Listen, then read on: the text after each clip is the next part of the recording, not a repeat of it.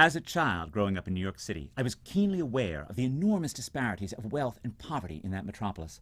All urbanites are forced to see extreme inequality. Only by moving to the suburbs can you escape into a prosperous, egalitarian bubble.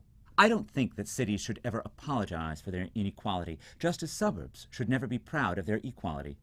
Cities have rich and poor people because they attract rich and poor people. The rich come for their jobs and for nice restaurants and for gorgeous views. The poor come for economic opportunity too, but they also come for public transportation, better social services, for friendly enclaves of their own ethnicity. The poor don't go to suburbs because cars are expensive and because suburbs use zoning restrictions to eliminate cheap housing. Oddly, therefore, urban poverty can be a sign that a city is doing something right, not a sign that cities are doing something wrong, because urban poverty reflects the choices of poorer people to come to cities. In this section, we'll try to understand why poor people still choose urban life. But even if poor people do choose to live in cities, urban poverty is still a terrible thing that calls out for action.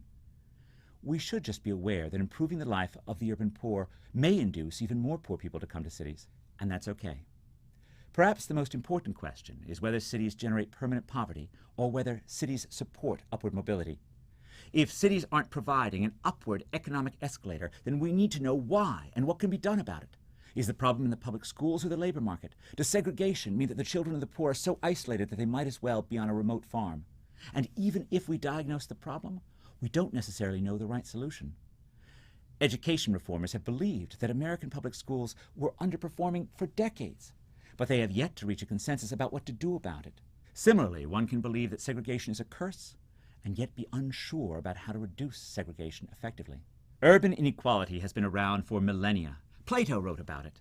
But understanding how to create cities of opportunity remains one of the great questions of all time.